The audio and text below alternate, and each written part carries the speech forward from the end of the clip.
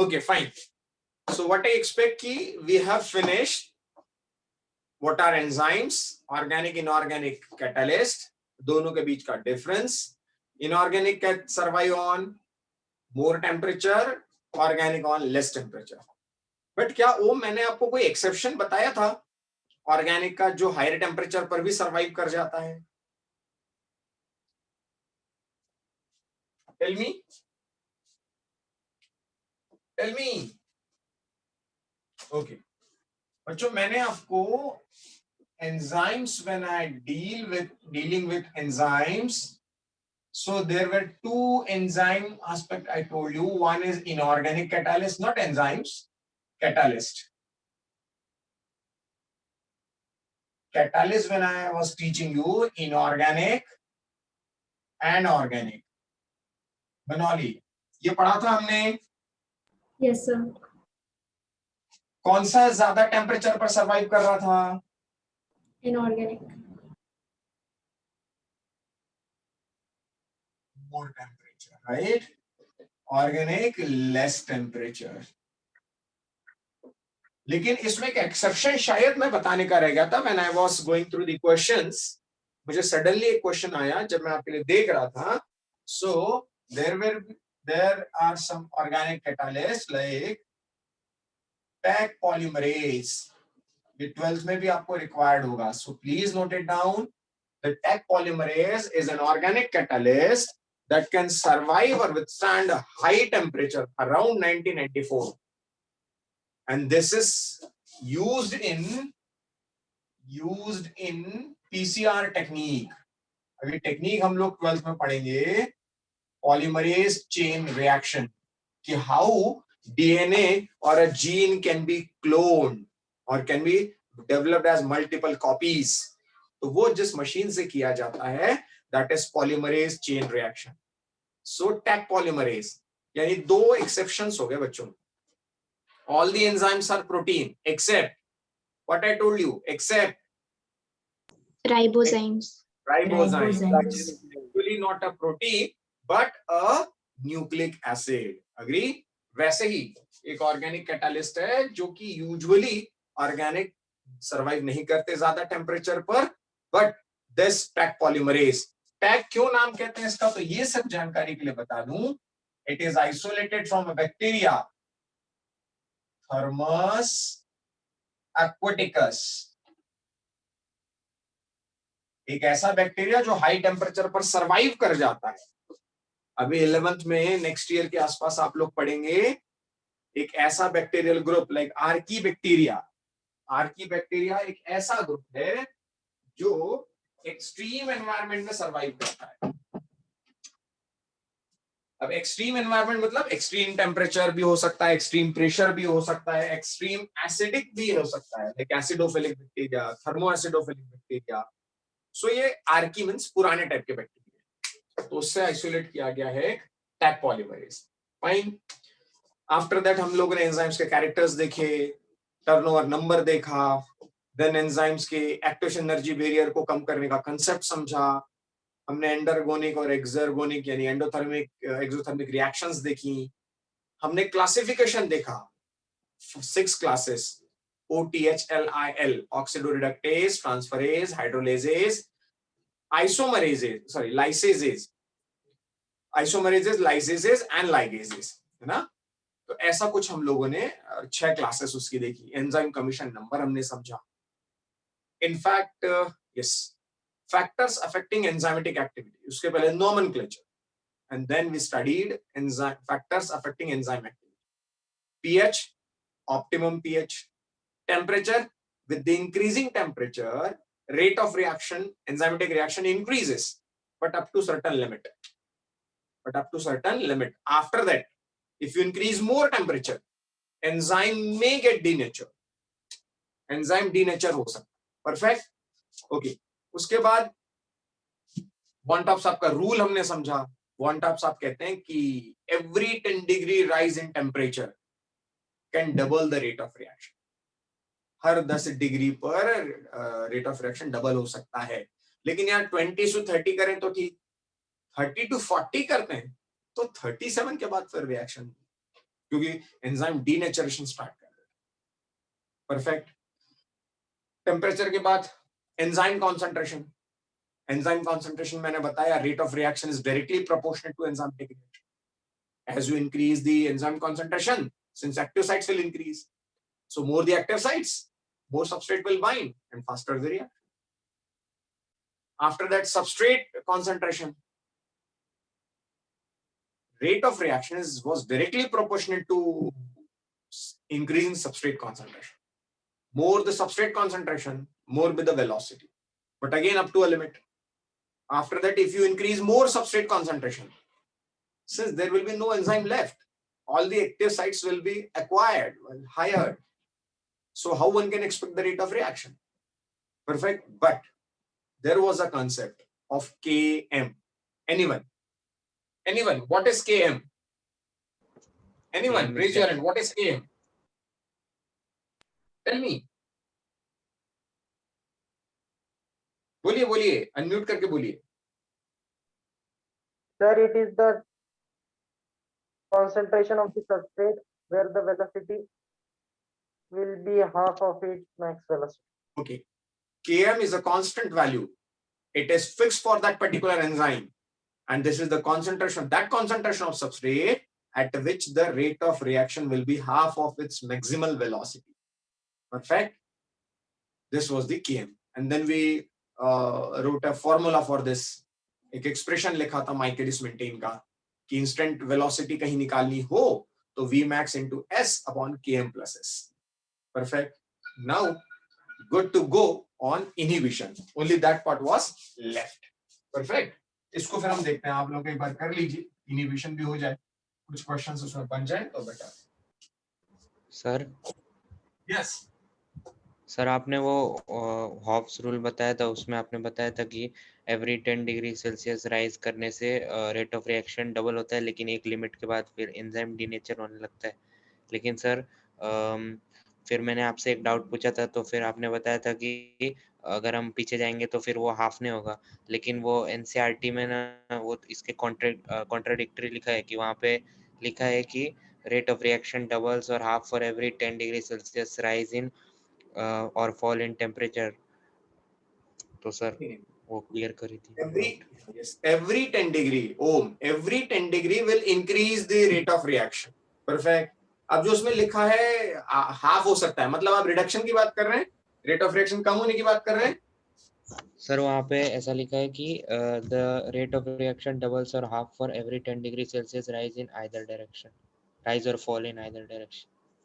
तो ठीक है ना, स्टेटमेंट रिमेन सेम ना बेटा. वो इधर डायरेक्शन लिखा है ना, मतलब 10 डिग्री थी कम करते तो रेट ऑफ रिएक्शन कम नहीं होगा क्या? जब बढ़ेगा तो बढ़ेगा, तो कम करने पे कम नहीं होगा. सर लेकिन फिर मैंने डाउट जब आपसे पूछा था तो आपने बोला था कि एंजाइम डीनेचर हो जाएगा. अरे ओम क्या ही कर रहा है बेटा. ओम आपके उसमें ऐसा लिखा ना कि एक टेम्परेचर है, इस टेम्परेचर से इधर डायरेक्शन, यही लिखा है. हाँ सर. अब यदि मैं इससे यदि टेम्परेचर बेटा मैं इंक्रीज करता हूं, if I am moving in this direction, x axis पर इस डायरेक्शन में मूव करता हूं, तो व्हाट आई शुड से कि 10 degree rise will double the rate of reaction. Agree? Yes sir. Agree? Yes sir. If I'm moving in this direction, so I'm doing what? 10 degree less ना? Yes sir. So 10 degree less हुआ तो इसका half नहीं कर लूंगा मैं? कर लूंगा. ओम अग्री? Yes sir. ओके चलिए मैं आपको बताऊं, सिंपल सा उसके पीछे का लॉजिक पकड़ते हैं. बजाय इसके कि स्टेटमेंट क्या लिखा है, लॉजिक पकड़ते हैं. बेटा एक्टिव साइट टेम्परेचर जब बढ़ता है ना, तो टेम्परेचर के बढ़ने से एंजाइम धीरे धीरे धीरे धीरे धीरे खुलने लगते हैं. परफेक्ट. तो पहले जो बहुत कॉम्प्लिकेटेड स्ट्रक्चर बैठा था वो थोड़ा सा ओपन होता है, एक्टिव साइट्स बढ़ती इनिशियली. साथ बात को समझिए. और उसके बाद तो फिर वो स्ट्रेट लाइन स्ट्रक्चर हो गया. अब स्ट्रेट लाइन स्ट्रक्चर हो गया तो फिर एक्टिव साइट्स कम होने लगी. यानी एक लिमिट आती है जहां तक वो स्टेबिलिटी से, अभी प्रोटीन पढ़ाऊंगा तब क्लियर होगा. एक स्ट्रक्चर है एंजाइम का, वो स्ट्रेट लाइन है, इसमें एक्टिव साइट्स बहुत कम मिलेंगे. इसको मैं एक फोल्ड कर दूं तो एक एक्टिव साइट मिलेगी, दो फोल्ड कर दूं तो और एक्टिव साइट्स मिलेगी, लाइक दिस, एक एक्टिव साइट, दो एक्टिव साइट्स। तो जब ये स्ट्रक्चर था, टेम्परेचर बढ़ाया तो एक्टिव साइट्स बढ़ी, फिर स्ट्रेट होते होते कम हो गई, एक टेम्परेचर आया कम हो गई, अब कोई सबस्ट्रेट बाइंड नहीं हो सकता। ओ मगरी, यस सर। Okay perfect. चलिए let us start with inhibition बच्चों। इनहिबिशन जो है यानी इनहिबिटर्स में बताता हूं, बिकॉज मैं तो पढ़ा रहा था आपको फैक्टर्स अफेक्टिंग एंजाइम एक्टिविटी, तो one factor, one such factor is inhibitor. Very simple, inhibitor I can categorize, मेरे साथ ही लिखते चलेंगे ताकि अलग से ना लिखाना पड़े, कॉम्पिटिटिव इनहिबिटर और non competitive inhibitor. Visibility clear है? Competitive and non competitive inhibitor. What I am saying, inhibitor है, डेफिनेटली रेट ऑफ रिएक्शन यानी वेलोसिटी को क्या कर रहा होगा, ये कम कर रहा होगा। यदि वेलोसिटी को कम कर रहा होगा देयरफॉर इट इज इनहिबिटर ना। So what is usually an enzymatic reaction, enzyme plus substrate, it gives ES complex that gives product plus enzyme. Perfect. Without disturbing the chemical equilibrium, enzymes will come out of the reaction. Perfect. So what competitive inhibitor will do? Competitor inhibitors are those inhibitors that compete to get the active sites on enzyme. Competitor inhibitors are those inhibitors that compete to get the active sites and compete with whom? Compete with substrate molecule. कि enzyme की active site से तुम जुड़ोगे या हम जुड़ेंगे, यानी substrate जुड़ेगा या इनहिबिटर जुड़ेगा, कोई एक ही जुड़ सकता है वहां। So they must be a molecular analogue of substrate, they must be a molecular analogue of substrate. थोड़ा सा शेप स्ट्रक्चर मॉलिक्यूलर साइज में जो सबस्ट्रेट की तरह होगा वो कंपटीशन करेगा यार। एंजाइम को तो एक्टिव साइट पर जुड़वाना है। अब लाइक दिस, ये एक्टिव साइट्स थी, on those active sites either this hand substrate जो कि इसका कॉम्प्लीमेंट्री है, ईदर दिस विल बाइंड और इसके जैसा एक मॉलिक्यूलर एनालॉग हो गया ये। अब ये भी जुड़ना चाह रहा है और सबस्ट्रेट भी जुड़ना चाह रहा है, तो सबस्ट्रेट को ये जुड़ने नहीं दे रहा है क्योंकि ये मॉलिक्यूलर एनालॉग है सबस्ट्रेट का। तो ये एक जैसे दिखने की वजह से इस पर बाइंड करते हैं और इनहिबिटर बाइंड हो जाता है और सबस्ट्रेट रह जाता है, तो रेट ऑफ रिएक्शन गिर जाता है क्योंकि इनहिबिशन हो जाता है। सो व्हाट आई शुड से कि इफ एंजाइम प्लस इनहिबिटर, मतलब those molecules which can bind, which can compete with substrate molecule to bind on enzyme active sites are enzyme inhibitor. So what will be the reaction? EI complex. So equation wise this is the representation कि how competitive inhibitor works. Competitive inhibitor works इसी में लिखवाता हूं। Competitive inhibitor इसी को लिख देते हैं molecular analog of substrate। यहां लिख देता हूं compete what? Compete with substrate to bind on active sites। Perfect. So अपने को अलग से लिखने का जरूरत नहीं पड़ा कुछ। Everyone, Manas, Manoli, Mugdha, Namisha, Parth, Pranav, done, Ishani, Jayvardhan. Yes, sir. Yes, sir. Yes sir. Yes, sir. Simple था, कोई बहुत तकलीफ भी नहीं। But then what non competitive? यार ये तो कह रहा है मैं कंपीट नहीं करूंगा, तुम जुड़ जाओ। Substrate I will never compete with you, enzymes के एक्टिव साइट से आप ही जुड़िए, मैं नहीं जुड़ूंगा वहां। बट मैं ये देखता हूं कि आप जुड़ने के बाद प्रोडक्ट कैसे बनाते हो, वो मैं देख, यानी मैं जुड़ता हूं आपसे ईएस कॉम्प्लेक्स पर, यानी मैं जुड़ता हूं आपसे ईएस कॉम्प्लेक्स पर और मैं बना देता हूं ईआईएस कॉम्प्लेक्स। शायद रेड कलर से कम दिखे तो मैं डार्क कर देता हूं। सर हाँ Sir, can you take Siddesh in? He is in waiting room. Siddesh is in waiting room. Okay, fine. चलिए, so I'm repeating again. Siddhesh को भी आ जाने दीजिए, और एक और कोई वेटिंग रूम में रह गया था। बच्चों, जब भी कोई वेटिंग रूम में वेट करे ना, तो आप क्या किया करो, आप जो मेरा डीसी नंबर में शेयर कर देता हूं आपसे, मेरा डीसी नंबर में शेयर कर देता हूं बच्चों आपसे, इस डीसी नंबर पर मैसेज भेजा करो।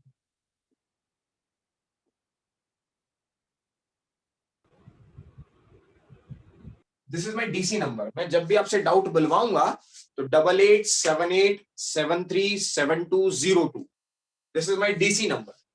जब भी डीसी क्लास लगती है तो मैं इसी नंबर पर आपके डाउट्स बुलवाता हूं, और स्क्रीन शेयर कर करके, ताकि एक का डाउट सभी लोग देख सकें और हम उसको डिस्कस करें। So this is the mobile from which I'm taking my class. I'm using that camera. So as soon as you will drop me a message, sir, I am in waiting room, let me in, so I'll soon let you.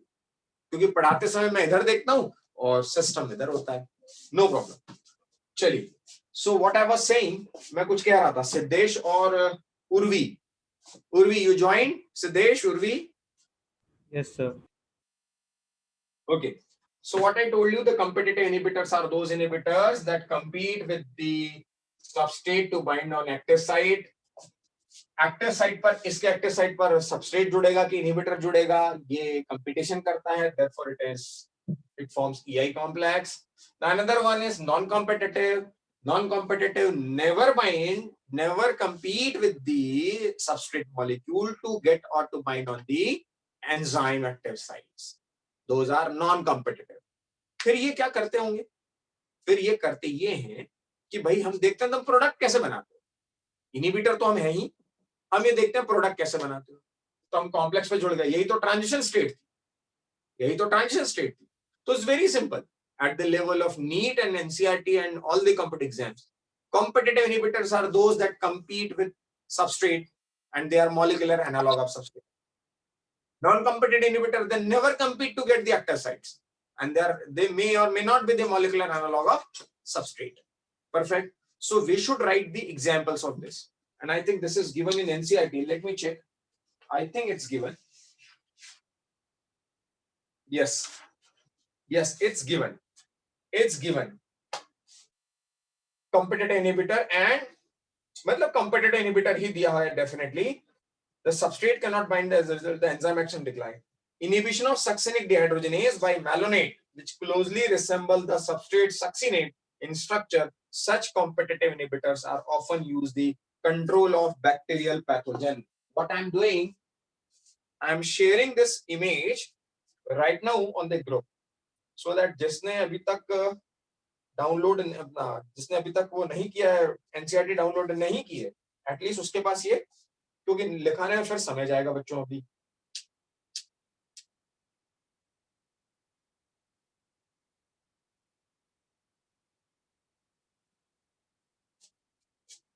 Okay. I shared the image so that you can note. बस last का 3 line आपको note करनी है। What? The enzyme succinic dehydrogenase, inhibition of succinic dehydrogenase by malonate, that is closely resemble the substrate succinate in structure.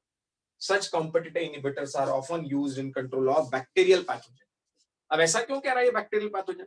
Concept पकड़ना आपने को, learn करने वाली बात अलग है, फैक्ट वाली बात अलग है। बैक्टीरियल पैथोजन कोई है तो वो कोई टॉक्सिक प्रोटीन बना रहा होगा या एक टॉक्सिक एंजाइम बना रहा होगा। वो टॉक्सिक एंजाइम क्या कर रहा होगा, आपकी बॉडी में आपकी एंजाइमेटिक रिएक्शन को इनहिबिट कर रहा होगा, माइल्ड कर रहा होगा।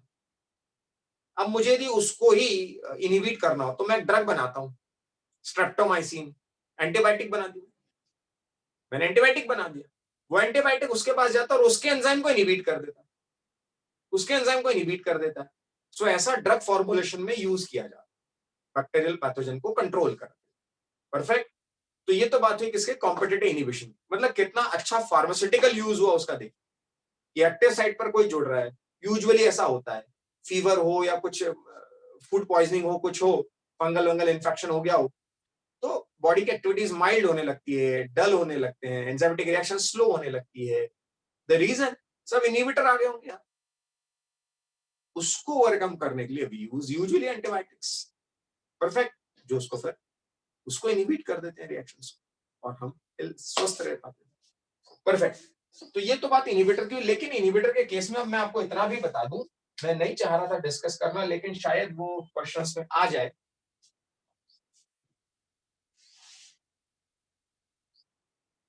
एक वहां पर वर्ड लिखा होगा फीडबैक इनहिबिशन। फीडबैक इनहिबिशन तो ये हार्मोन में मैं पढ़ा था बाद में, बट ठीक है, अभी आपको बता तो दूं मैं।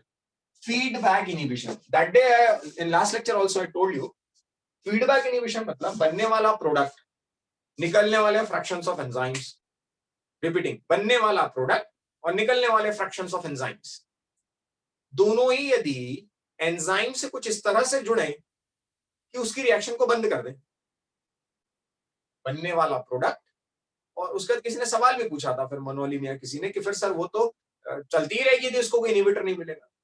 इसका प्रोडक्ट ही उसको रोकता है। फीडबैक, मैं आपको पढ़ा रहा हूं, 4 से 5 बज गया, 6 बज गया, 7 बज गया, आपका फीडबैक आया, सर बस मैं रुक गया, मतलब मेरे द्वारा बनाया जाने वाला प्रोडक्ट ही मुझे कह रहा है कि enough. This is what feedback. So such type of feedback inhibition जिस साइट पर जुड़ते हैं उसके लिए मैंने साइट भी बताई। Am I right Banauli? Am I right? Yes, sir.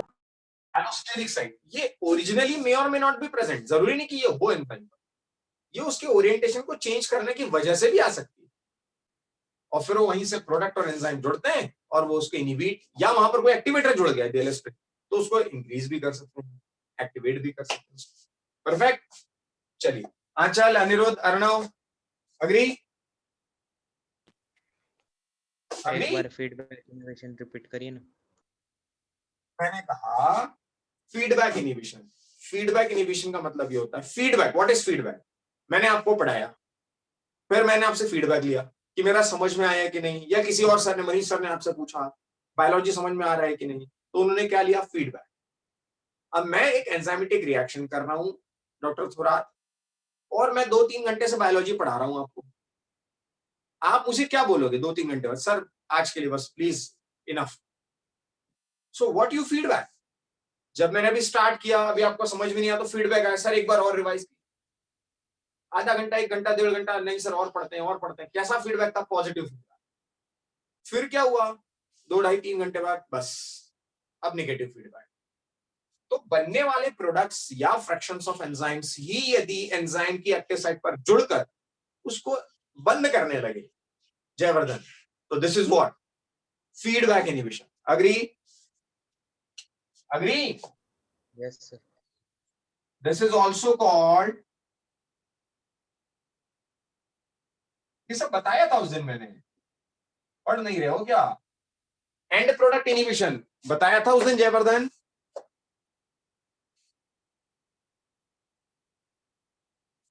बताया था उस दिन अर्णव भाई?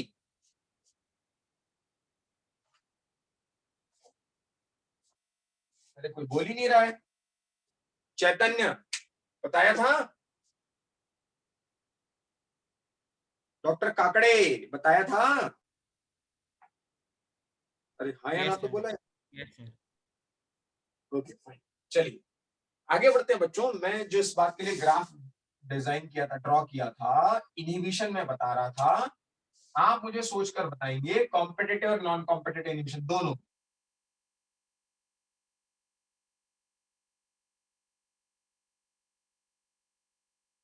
This is Vmax and this is I suppose to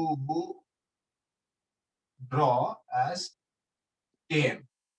This is X, this is Y, this is substrate concentration, this is velocity, and this is Vmax.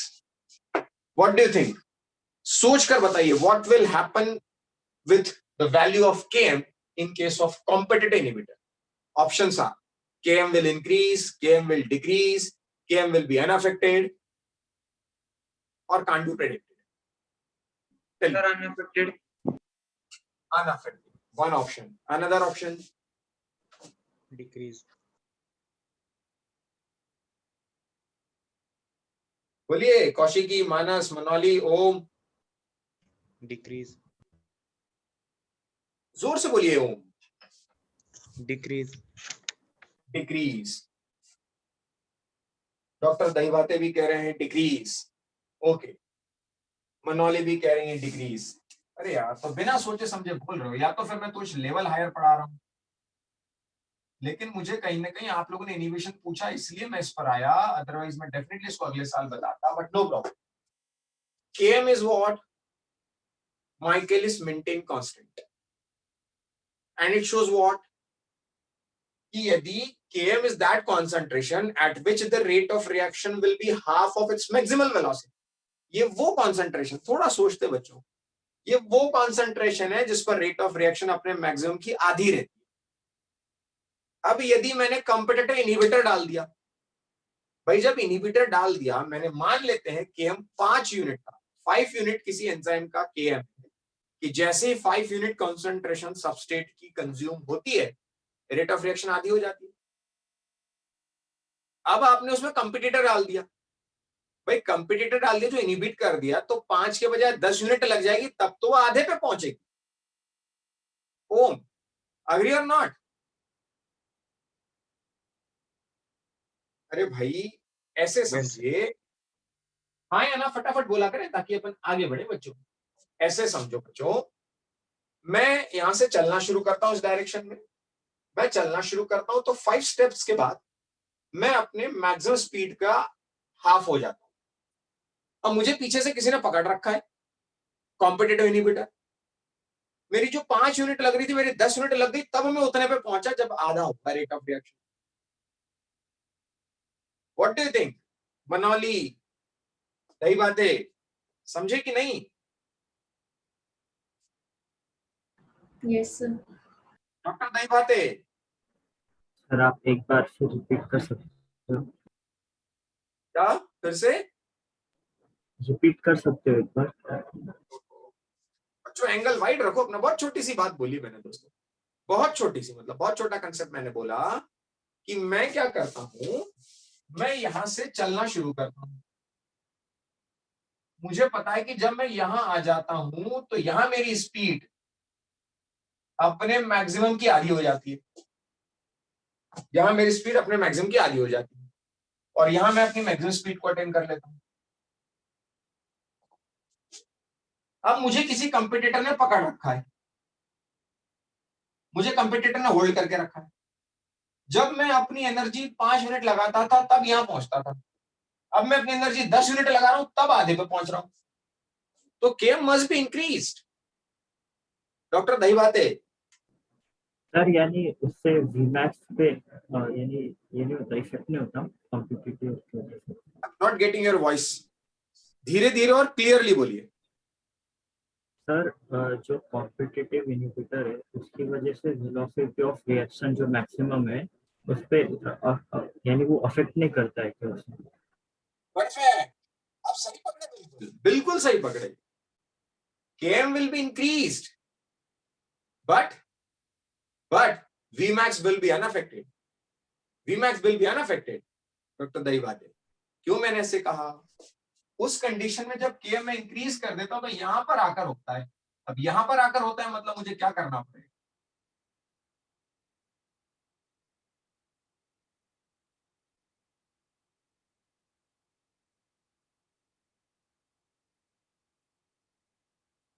इसको मैंने कर दिया Km dash, इसको मैंने कर दिया Km डैश, ये Km हो गया, या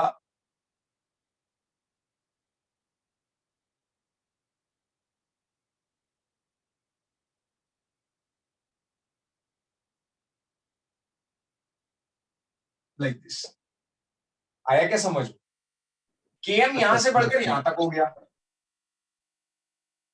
Km यहां से बढ़कर यहां तक हो गया और Vmax वहीं रह गया। क्यों Vmax वहां रह गया?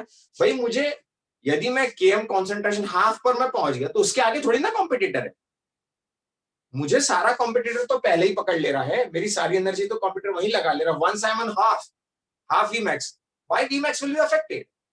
डॉक्टर दही बात है, agree? Yes sir, got it. Okay, perfect. ये लिखने का जरूरत नहीं, क्योंकि ये अभी तो आपके लिए आउट ऑफ बॉक्स है, आपके लिए मुझे लगा नहीं था कितना समय लगेगा, but fine. As far as non competitive inhibitor, what do you think in non competitive inhibitor? जब बात निकल ही गई तो उसको भी क्लियर कर ले. What do you think in non competitive inhibitor? What will be with Km and what will be with Vmax? Anyone?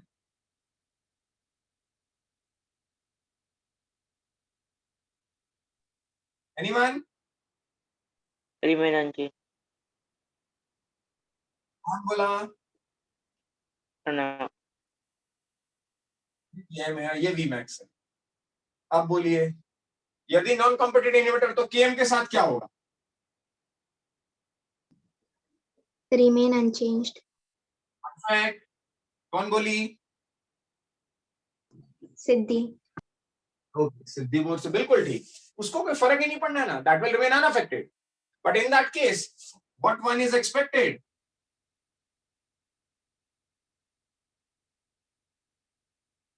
Vmax will be lower. क्योंकि भैया उसने, यहां से मैं बताऊं, क्योंकि उसने Km पर थोड़ी ना कुछ गड़बड़ किया. हाफ तक आने में तो कोई समस्या ही नहीं थी ना उसको, वो तो वैसे ही आ गया क्योंकि कॉम्पिटिटिव इनहिबिटर था नहीं. वो तो जुड़ रहा था EIS कॉम्प्लेक्स और वहां जाके इनहिबिट किया, तो वहीं उसका Vmax कर डाला उसने. उसको बढ़ने ही नहीं दिया, इनहिबिट कर दिया, तो Vmax is decreased. Siddhi, agree? Yes, sir.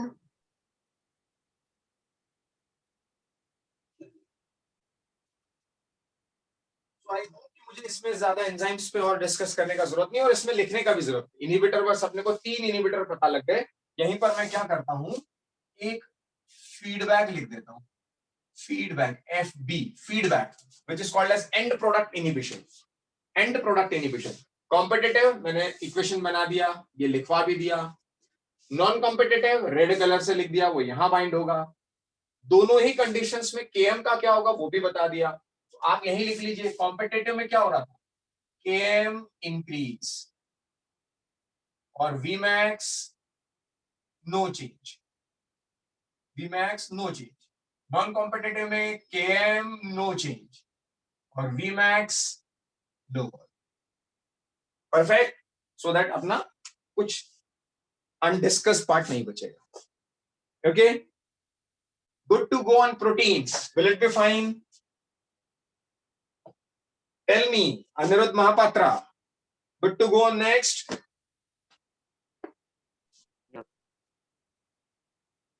Dr. Mahapatra.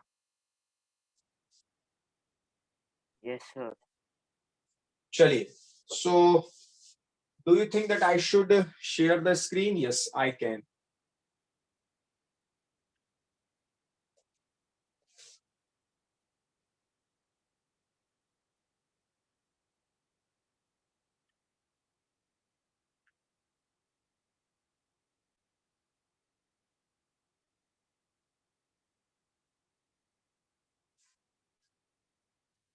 Okay, I shared.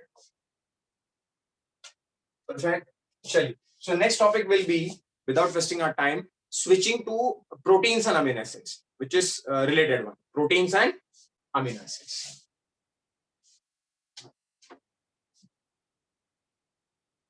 I hope you noted down my number for that DC class, right? DC class में you need to, suppose आपने किसी book का मैंने कहा आपसे practice करो and you find out a question, so instead of typing on WhatsApp you should send an image on that number so that I can directly share the screen and can discuss the question. So this will be my DC number 8878737202. Save कर लीजिए, NPT सा DC number. Perfect. चलिए, better to go with NCERT protein part. Protein and amino acid. Yeah, instead better to say amino acids and proteins. Amino acids and proteins.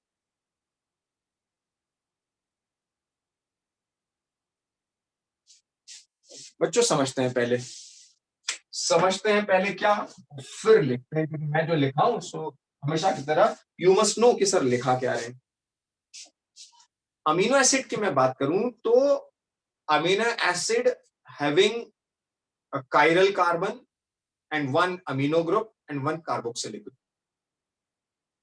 Amino acids जो होते हैं, they are the monomeric units और building blocks of protein. जैसे किसी एक दीवार में BRICS होती हैं, ईंटें होती हैं, वैसे ही प्रोटीन जैसी किसी बड़ी सी दीवार में ईंटें जो लगी होती हैं, ब्रिक्स जो लगी होती हैं, वो होती हैं अमीनो एसिड्स। एक अमीनो एसिड दूसरे अमीनो एसिड से जब जुड़ता है तो दोनों के बीच में एक बॉन्ड बनता है। That bond is peptide bond.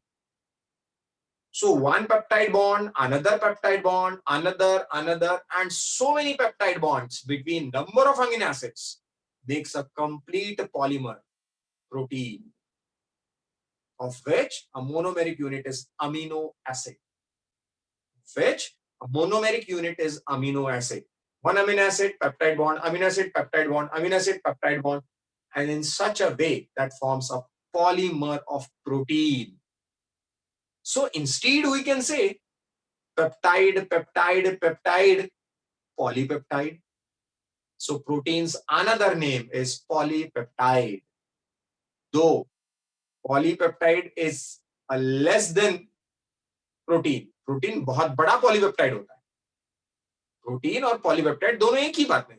बहुत फाइन यदि मैं आपसे कहूं तो बहुत बड़ा पॉलीपेप्टाइड प्रोटीन बनाता है।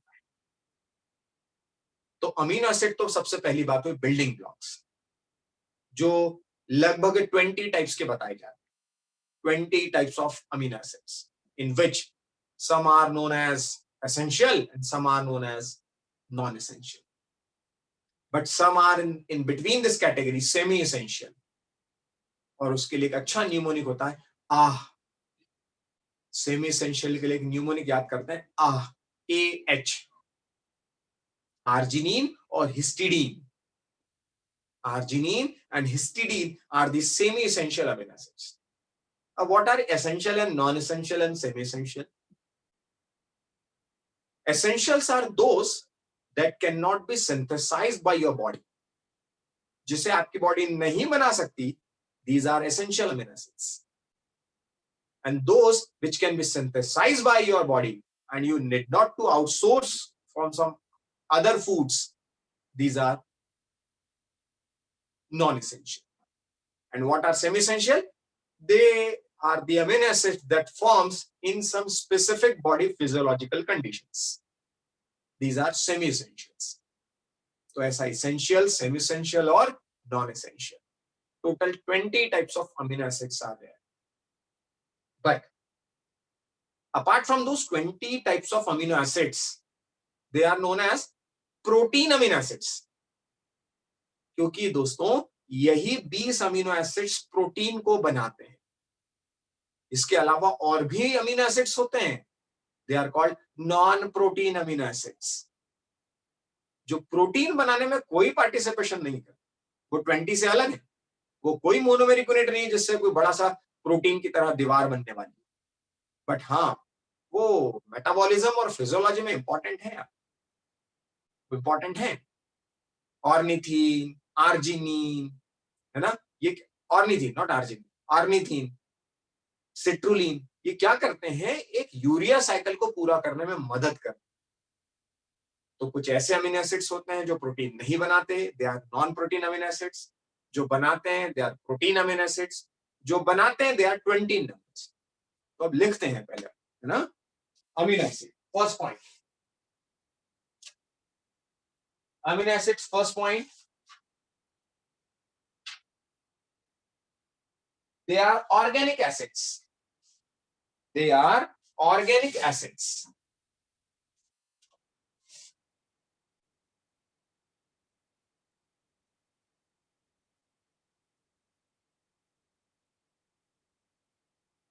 They are organic acids having an amino group and an carboxylic group. Having an amino group and carboxylic group. What is that amino group? वो amino group क्या है यार? Simple. Amino, NH2. फिर carboxylic group क्या हुआ है? Simple. COOH. This is an amino group and carboxylic group. Perfect. Perfect. Next.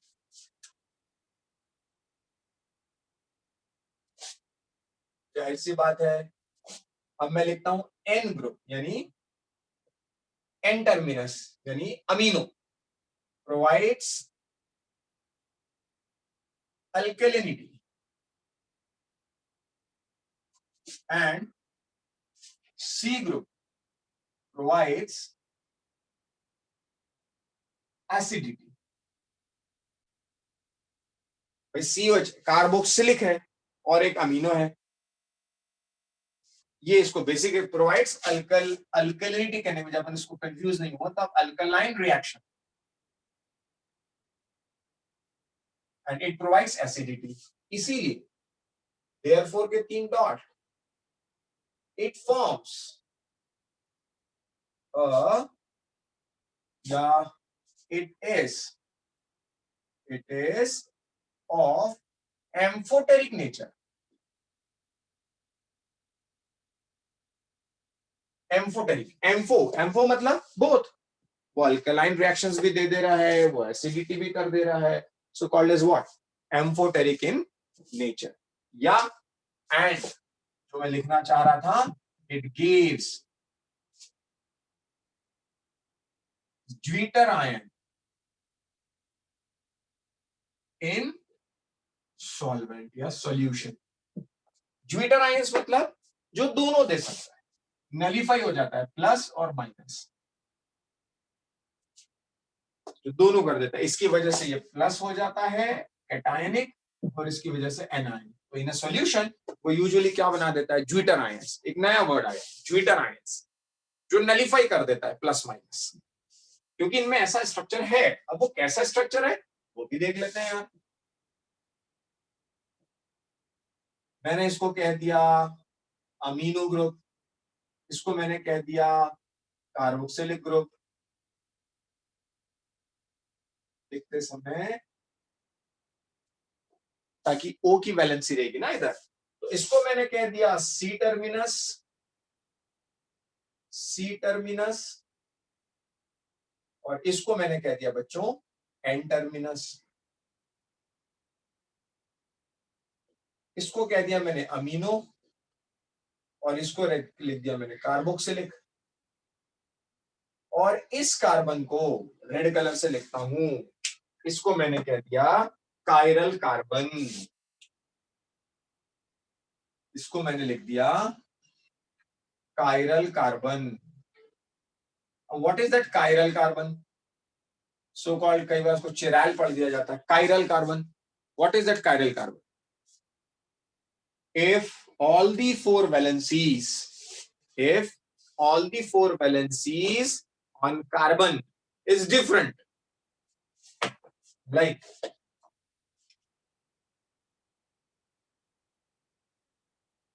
one, 2, 3 and 4, if all four valencies, जो carbon की valencies होती है, यदि चारों valencies बच्चों different है, so this carbon is known as what? Chiral carbon.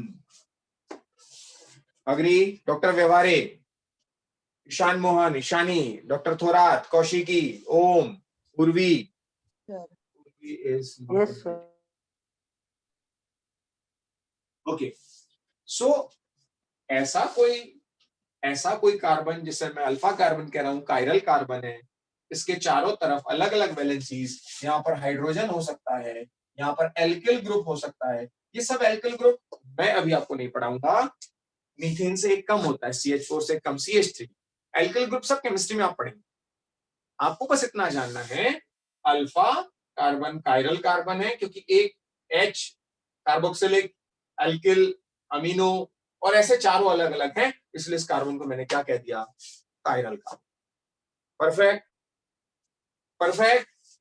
Sir यहाँ पे Yes, sir. तो ऐसा कोई अमीनो एसिड यदि मैं कहूं कि एक अमीनो एसिड ऐसे ही किसी दूसरे अमीनो एसिड, तीसरे अमीनो एसिड से जुड़ता जाए, पेप्टाइड बॉन्ड बना दे, तो that is what, polypeptide. That is what, polypeptide. Perfect. तो सिंपल मैं क्या करता हूं, इसको ये लिख तो लिया आपने, लिखते समय H इधर क्यों लिखते हैं बच्चों? क्योंकि वैलेंसी वाइज आपको समझने के लिए मैं क्या कर दे रहा हूं, COOH NH2 amino terminus carboxylic terminus. Perfect. Next point,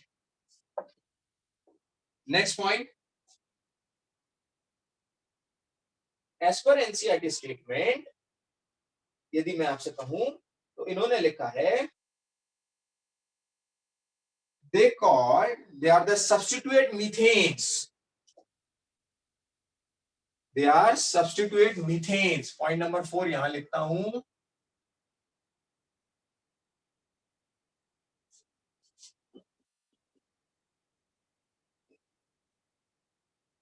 ये लर्न करना पड़ेगा आपको, इसका मैं अभी कुछ नहीं कर पाऊंगा, है ना, एज पर एनसीईआरटी स्टेटमेंट्स। यहां पर चारों पर अलग अलग ग्रुप जो भी हो सकते हैं, based on nature of R group, based on nature of R group, जो मैं आपको कह रहा हूं ये वाला जो एल्किल ग्रुप होगा उसके बेस पर यदि मैं आपसे कहूं तो सीधे सीधे एनसीईआरटी के एग्जांपल के साथ लिखते हैं ताकि आपको इजी हो जाएगा। बेस्ड ऑन आर ग्रुप, यदि ये आर बी एच हो गया, मेरे साथ नोट करते चले इसलिए पॉइंट्स लिखवा रहा हूं आपको। यदि सिंपलेस्ट है तो ये हो गया ग्लाइसिन, यदि ये मिथाइल है तो ये हो गया एलानीन। अमीनो एसिड के नाम है ये, यदि वहां पर ग्रुप मिथाइल ग्रुप है तो एलानीन, यदि सिंपल एच है तो ग्लाइसिन, यदि वो हाइड्रोक्सी मिथाइल है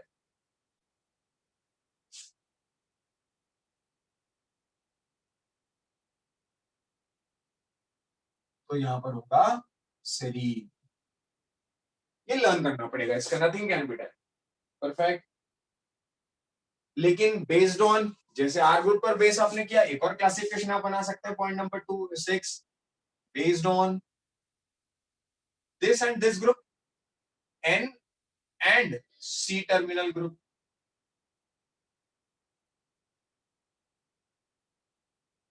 इसके बेस पर भी आप बना सकते हैं, इसके बेस पर वो 3 टाइप के हो सकते हैं, या तो वो एसिडिक होंगे, भाई ये ज्यादा हो गया तो एसिडिक, ये ज्यादा हो गया तो बेसिक, या तो वो दोनों इक्वल इक्वल रहे तो वो क्या कर देगा, न्यूट्रल। हाँ पढ़ बोलिए, क्या बोला कोई,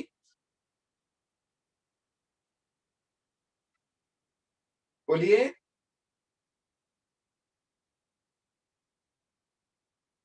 एनीवन एनी डाउट बच्चों? No, sir. Okay fine. अब यदि मैं आपसे ये कहूं, ये जो प्रोटीन्स होते हैं ये आयनाइजेबल नेचर के होते हैं, amino acids are ionizable in nature, अभी मैंने आपको बताया था। इसीलिए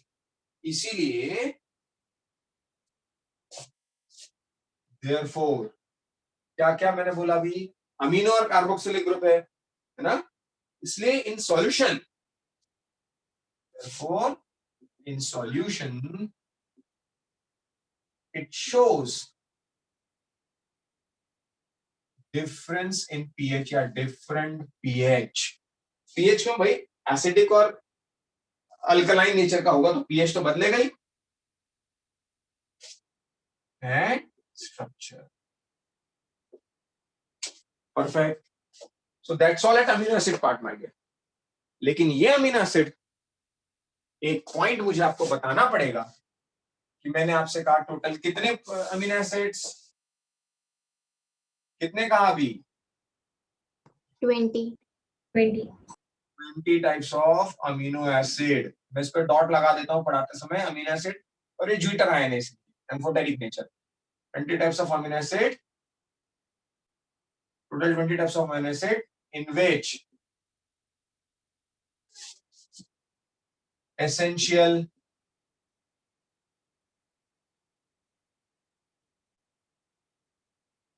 ten, सेमी एसेंशियल, कितने बोले अभी?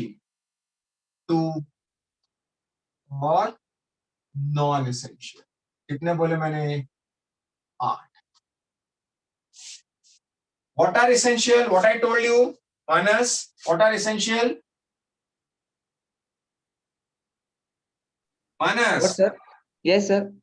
What are essential amino acid?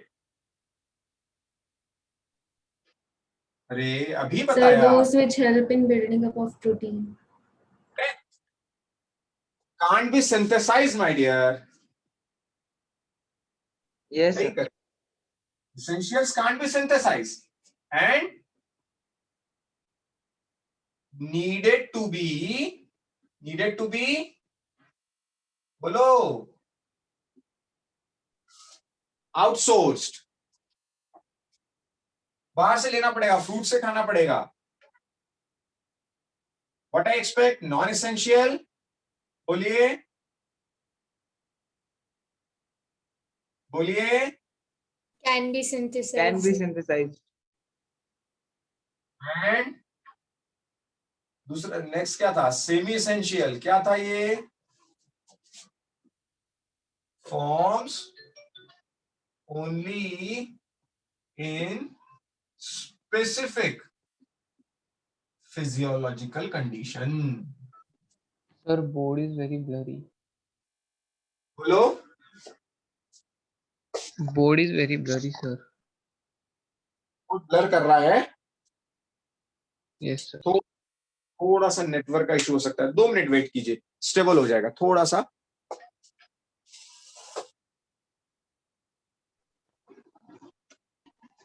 Sir हाँ बोलिए. सर ये एसेंशियल और सेमी एसेंशियल इसके नीचे आपने 10, 2 और 8 क्यों लिखा है? नंबर है ना बेटा. 10 + 2 + 8. 10 + 2 + 8 टोटल 20 होते हैं ना.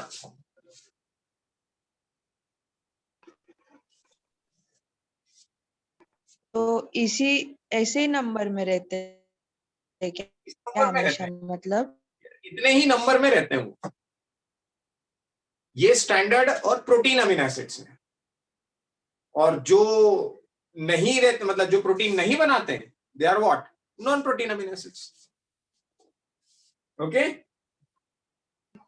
Excuse me, sir. Yes, excuse.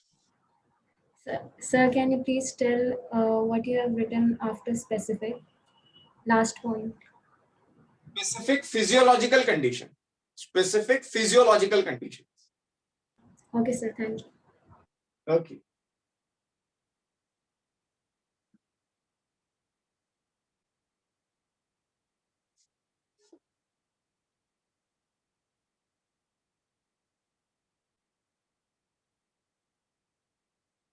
Okay.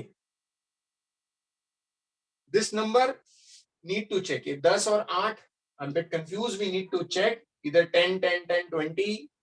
That is semi essential. Semi essential में तो लिख लेना चाहिए आप. सेमी एसेंशियल बिल्कुल लिख लेना चाहिए आपको. AH, आर्जिनिन और हिस्टिडीन.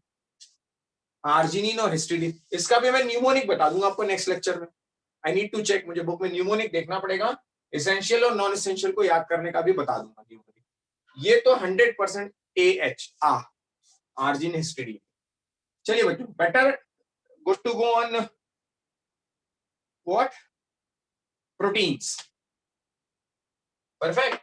इसको बिना मिटाए मैं यहां पर प्रोटीन के बारे में थोड़ा सा बताऊं, तो इसके लिए पॉइंट लिखता हूं मैं.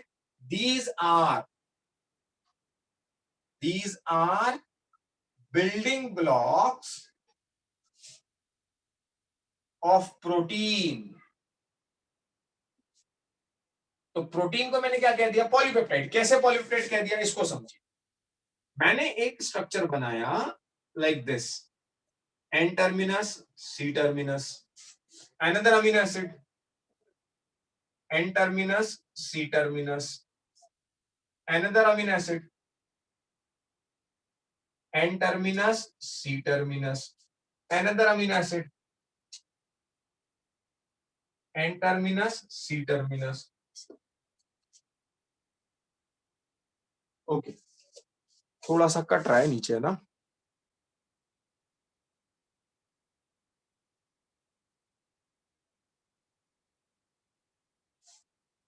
Just minute. I hope it's clear now. Perfect. चलिए, तो मैंने क्या करना है बच्चों, ये जो एन टर्मिनस और सी टर्मिनस है, इनके बीच में if I form a bond between C terminus of first amino acid and N terminus of another amino acid, then it is peptide bond. I'm doing it highlighted with red color. This is what? Peptide bond. Another C terminus and next N terminus. This is another peptide bond. Again C terminus, N terminus, peptide bond. Perfect. Perfect. So this is what? Amino acid, amino acid, amino acid, and amino acid. But the point that must be noted by everyone, protein synthesis में तो मैं बताऊंगा ही, but resonites must know. This is one peptide bond, another peptide bond, another peptide bond. So common student जो resonance में नहीं पढ़ रहा है, वो in general आंसर देगा कि sir it is tripeptide. It is tripeptide, but wrong. Name of the polypeptide chain is not based on the number of bonds, but based on the number of amino acid residues. 1, 2, 3, 4. So the protein chain is tetrapeptide. Repeating my statement. Polypeptide is not, naming of polypeptide is not based on the number of peptide bond present in the chain, but it is based on the number of amino acid residues present. So it is not tripeptide, it is tetrapeptide. So in that way, monopeptide exist करेगा क्या? Doctor आंचल, मोनोपेप्टाइड exist करेगा क्या? प्रणव, ईशानी, मुग्धा, बोलो भाई। सिद्धि कह रही है नहीं करेगा, क्यों? भाई मोनोपेप्टाइड sir. वही है, क्योंकि एक अमीनो एसिड पेप्टाइड कैसे बनाएंगे? तो स्टार्टेड डाइपेप्टाइड से हुआ, क्योंकि 2 अमीनो एसिड रेसिड्यूज कम से कम लगे। तो नीट में और केवीपीवाई में क्वेश्चंस इतना आसान थोड़ी पूछे। वो क्या करते हैं, वो पूछते हैं कि यदि 4 वाटर मॉलिक्यूल्स रिलीज हो रहे हैं, यदि किसी चेन के बनने में 4 वाटर मॉलिक्यूल्स रिलीज हो रहे हैं, तो प्रोटीन की चेन का नाम बताइए। Don't worry, we are resonates, we know at every bond formation, what one water molecule released, minus H2O, minus H2O, minus H2O. तो 3 निकल गए। अब वो कह रहे हैं कि कितने वाटर मॉलिक्यूल निकले? 4। सिद्धि मैडम, इंस्टेंट आंसर, क्या नाम होगा चेन का? Tetra polypeptide. क्या ही कर रही है सिद्धि? प्रणव, यदि 4 वाटर मॉलिक्यूल निकल रहे हैं तो प्रोटीन चेन का नाम क्या होगा?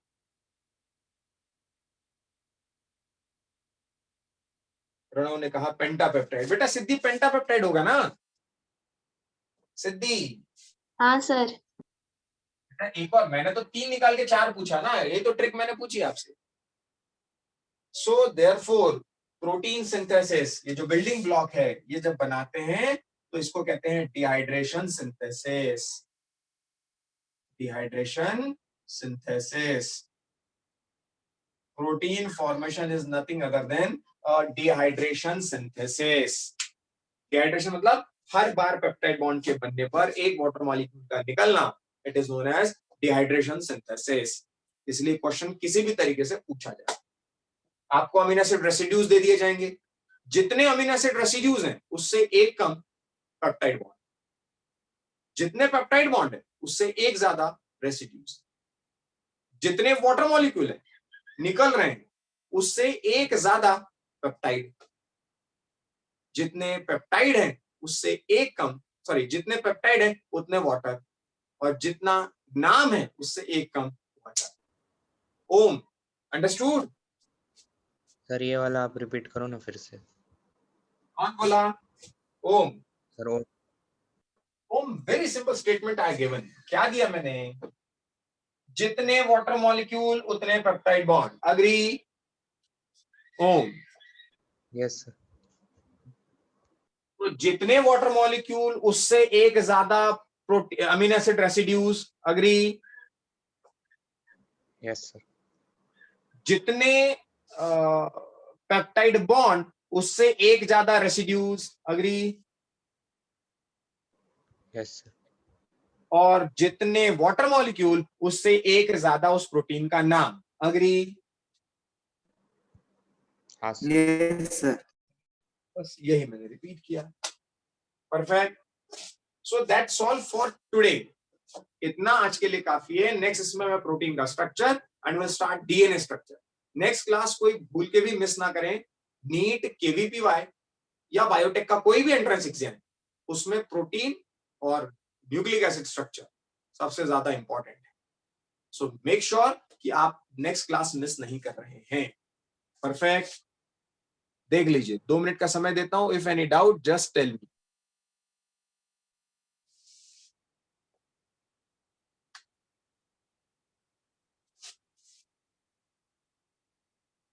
सर एक बार वो वाटर और का फिर से बताओ ना, अगर 4H2O मॉलिक्यूल्स का है। हर इस पर एक वाटर निकलता है। 10th के लेवल से थोड़ा ऊपर बढ़िया, विनर बैच है। माइनस एक पेप्टाइड बॉन्ड बनेगा तो एक वाटर निकलेगा। ये समझा आपको? Yes sir. तो अभी यहां मैंने रेड कलर से कितने पेप्टाइड बॉन्ड बनाए हैं? 3 वाटर कितने निकलेंगे? 3 तो पेप्टाइड का नाम क्या होगा? टेट्रापेप्टाइड। बस यही तो बोला मैंने। जितने वाटर निकल रहे हैं उससे एक ज्यादा, तो अब यदि 4 निकल रहे हैं यानी एक बॉन्ड और बनाना पड़ेगा, और एक बॉन्ड और बनाते हैं तो मुझे एक और अमीनो एसिड बनाना पड़ेगा। तो 1 2 3 4 5 यस अमीनो एसिड रेसिड्यूज। तो I should say what? Pentapeptide. Agree? Yes बस यही बोला Yes. बच्चों ने। Perfect. So it's enough for today. See you in the next class. Enzymes का डिस्कशन होगा क्योंकि एंजाइम हो चुका अपना। वो असाइनमेंट मैंने आपको दिया है, उसको सॉल्व करें, क्वेश्चन को डिस्कस करें, and then we will switch to protein structures, and then the most interesting one is DNA structure that will make a base of class 12 also. Perfect. Any doubt? Tell me. Otherwise, I'm going to close the session. No Tell me doubt, any sir. doubt. No doubt. Chali, all the best.